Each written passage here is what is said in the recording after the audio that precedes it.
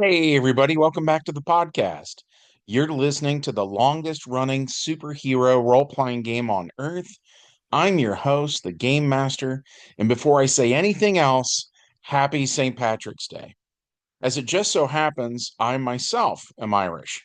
My dad was born in County Cork, Ireland, and as a result, I probably have inserted more Irish stuff into my role playing game than most people ever would. So that's what we're going to talk about today. But before we get into that, smash like, make sure you're subscribed, and leave us a comment. We have an awesome community here, and that's thanks to you. So thanks so much for being here. So, all that said, let's dive in.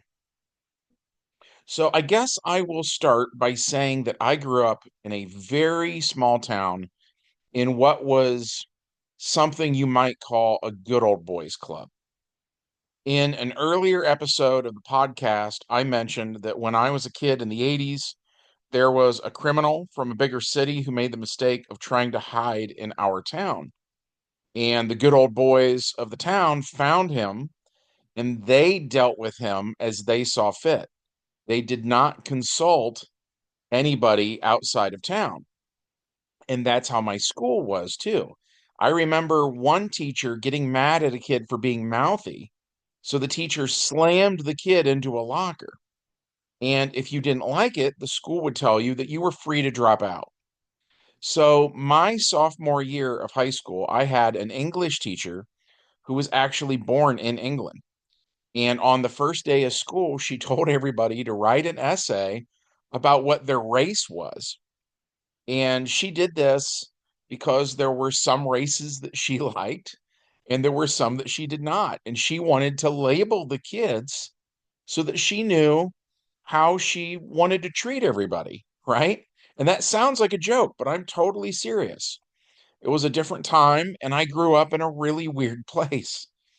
So, anyways, I went home and I asked what our ethnicity was.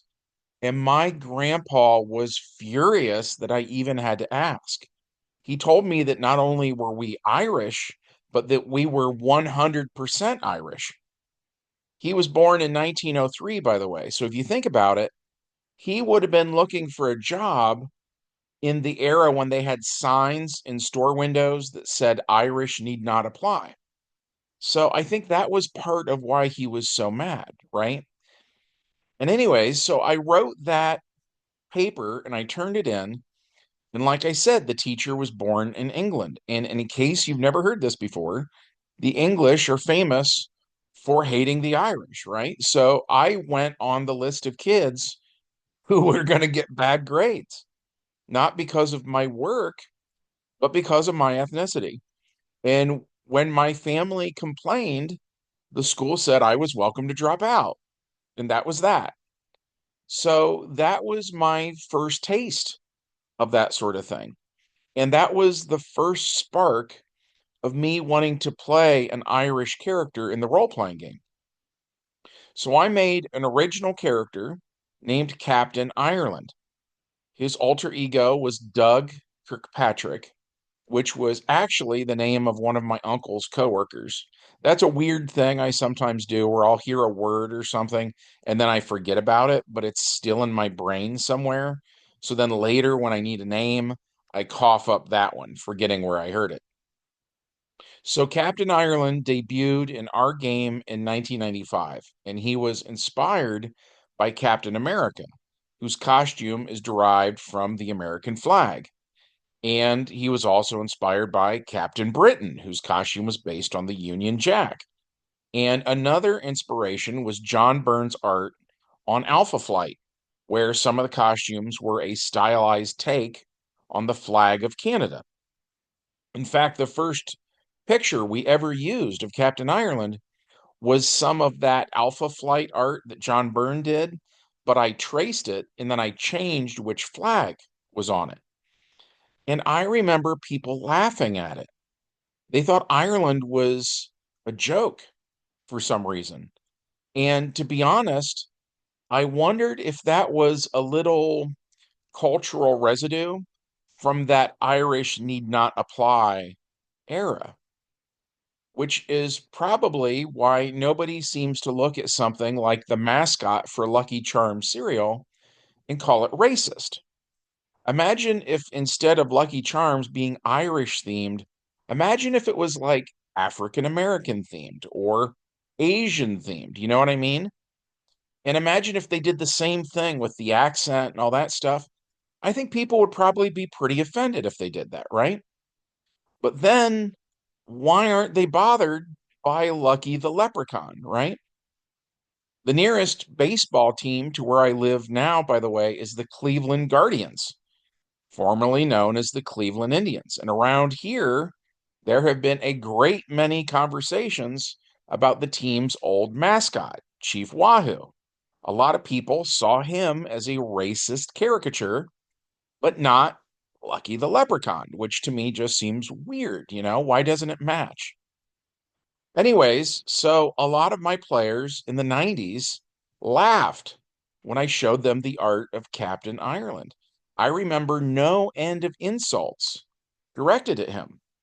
And I remember asking them why they liked Captain America, but not Captain Ireland. And the frequent answer was because they liked America, implying obviously that they didn't like Ireland.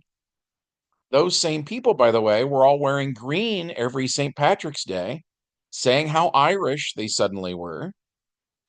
Anyways, so there was a game that we ran with Sentinels in 1995, and because of just bad rolls of the dice, Captain Ireland died. And the players kind of rejoiced. It bothered me. I'd ran him as helpful and kind, and honestly, he had no disadvantages or drawbacks whatsoever. So again, all the hate was based solely on his ethnicity. So I made him a legacy character, and then we put Dagda in the suit. That got the attention of the players. And when they'd run their mouth to the new Captain Ireland, he'd throw them through a wall. Something I used to do that I don't think I've ever mentioned on this podcast is when I would have a mouthy player who had a character in GURPS Supers, I would bring in Dagda to knock them down a peg or two. In DC Heroes, we gave Dagda the exact same strength that they give Superman in first edition, where he had a strength of 50 APs. For anyone who doesn't know, that is the ability to lift exactly 56 quadrillion 294 trillion 995 billion 342,131,200 tons. In GURPS, that would be a strength of 2 quadrillion 814 trillion 749 billion 767,106,560. That means to do damage, if you were playing that character, you would have to roll 281 trillion 474 billion 976 million 710,657 dice. Needless to say, I do not own Troyan's six-sided dice, but I did own a glass jar that was about 2.5 feet tall, and it was full of six-sided dice. And GURPS even had a line in it somewhere about mouthy players, where they tell the GM to bring out their GM PC and tell the player to roll initiative, then put this massive amount of dice poured out on the table so that the problem player can see exactly how much damage their opponent is going to do. And according to GURPS, the player is suddenly going to have much better manners. And they were right. With Dagda and the Captain Ireland costume, all of a sudden, people started to show Captain Ireland a little bit more respect. At one point, I wanted to give Captain Ireland some sort of a vehicle, just as the Batmobile shared Batman's Bat motif. I wanted something Irish for our hero to tool around in. I researched Irish vehicles, and there were practically no hits. But I did find mention of a military vehicle used in Ireland called a Humber Pig. So I reached out to my dad to ask about it. And boy, was he mad. Was the Humber pig used in Ireland? Yes. Was it used by the Irish? No. My dad was a soldier in Vietnam, fighting on the side of America. He joined up willingly because, according to him, that was the fast track to U.S. citizenship. He fought for Uncle Sam during and after the war.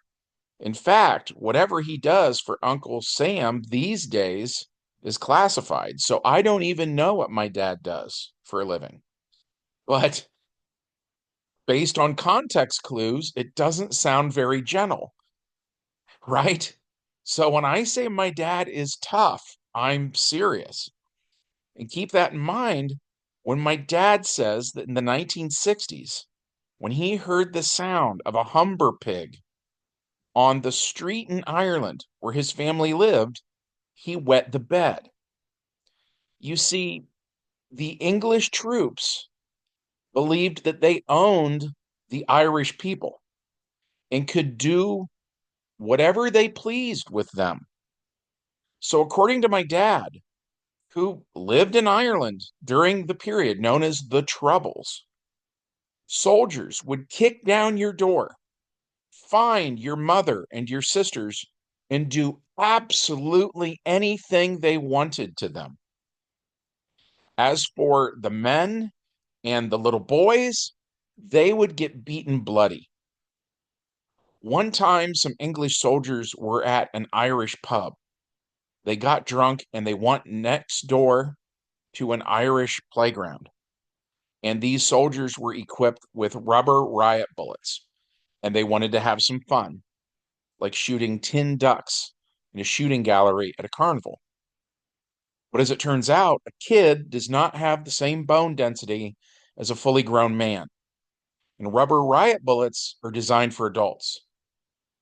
So these English soldiers took out an entire playground. And of course, obviously, the kids' parents were upset and they complained. And as such, the fathers were all thrown in prison. One of the fathers developed cancer shortly after that. So his wife asked the British government if he could be moved closer to home so she could spend time with her husband before he passed away. And the British Crown responded by moving him further away. The soldiers, by the way, received no punishment. That father died, and he became something of a martyr to the Irish people in the 1990s. I used to listen to an Irish band named Black 47, and they would talk about him quite a bit. They had kind of an Irish punk thing going on, and they would rail against the mistreatment of the Irish people quite a bit. Anyway, so suffice it to say, we did not give Captain Ireland a Humber pig to drive. In the end, we gave him a DeLorean, of all things, because Ireland had a DeLorean auto plant back in the day. And not too long after that, then we brought in a Marvel character named Shamrock, aka Molly Fitzgerald, who, if I'm being totally honest, has about the same amount of cultural sensitivity as Lucky the Leprechaun. Part of that is because back in the day, there were virtually no Irish comic book creators. There still aren't, but there have been a ton of comic book writers and artists from England. And like I said before, we know how the English felt about the Irish. So poor Shamrock was not handled very well. Aside from her power being the luck of the Irish, which I would argue that we Irishmen are not all that lucky, what with Humber pigs and potato famines, but I digress.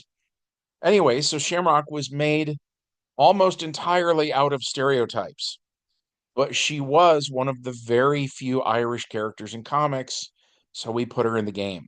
And we treated her as well as possible. We made her a competent hero who at first functioned a bit like Domino from X-Force with her luck powers. And then we leveled Shamrock up, and she became more like the Scarlet Witch with more powerful abilities to warp probability fields around her. In the comics, writers thought it would be funny to turn Shamrock into an abusive alcoholic. At one point, She got incredibly fat and became a hairdresser. And then later on, they had her open her own Irish pub because, of course, they did. In our game, she and Dagda had a son named Finn Fitzgerald, who was named after Finn McCool, aka Fionn MacCumhaill, one of the greatest Irish folk heroes of all time. We put old Finn McCool in the game too as a sort of stand in for Thor from time to time. In our world, they functioned in very similar ways. Finn was well accepted and arguably much beloved in our game world, partially because people were discovering the movie Braveheart around that time. Where I lived, it seemed like Braveheart came and went with little to no recognition in the theater. But then there was this word of mouth thing that happened, and everyone started renting it from the video store. So when a lot of guys my age were fired up about Braveheart, Finn McCool kind of scratched that itch. And yes, I am well aware that Braveheart is Scottish and Finn is Irish. The similarities between the two cultures meant excitement for the one was still transferred to the other.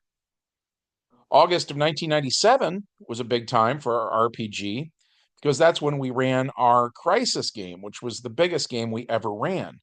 But August of 97 was also when the second edition of Changeling the Dreaming was released. I remember me, Howard Warrens, and his girlfriend Sarah driving to Rolling Acres Mall that day to buy a copy. And after I was done running the Crisis game on the 29th, Howard started running a lot of Changeling games. And for those who don't know, Changeling the Dreaming was very much milking the popularity of all things Celtic, which had been kind of a fad in the 90s. Pretty much everything from Changeling the Dreaming found its way into my game in the months that followed. And usually Dagda was the link between the world of superheroes and the world of Celtic fairy folk. The last game that Jay Mora ran, he introduced a castle in Ireland that we later identified as Liscarroll Castle. That was the culminations of all the games that Jay had ran in high school, and it was a set piece when I took over and was running the games in college. We tied it into the castles in Changeling, the Dreaming, where it had a a fireplace that contains something called balefire, which is a mystical flame that changelings can draw sustenance from. As such, changelings often flock to these locations for sanctuary. And the word nematon literally means sanctuary. So when we talk about the Celtic Nematon Castle in the 90s in our game, it wasn't just being used as a headquarters for superheroes who were preparing to deal with the big crisis, but it was also the home to a bunch of fantasy themed characters as well, with ties to Irish mythology. Us mashing those things together, by the way, was partially due to the emergence of other role playing games like Rifts and Shadowrun that also mashed up fantasy with other genres like science fiction. The Highlander franchise was also insanely popular in the 90s. So we had people making immortal changelings who were complete ripoff of Highlanders, right down to trench coats that hid swords inside. Xena and Hercules were two TV shows in the 90s that were incredibly popular as well. And they inspired so many Irish fantasy characters, I can't even remember them all now. So we have no end of Irish influences in our game over the years. We enjoyed doing it, and hopefully you enjoyed hearing about it. If so, we would love it if you took a quick second of your time to support our humble little channel by smashing like, making sure you're subscribed, and as always, leaving us a comment. And from everyone here at the longest running superhero role playing game on earth, we hope you have a safe and happy St. Patrick's Day, and we'll see you in the next adventure. Bye.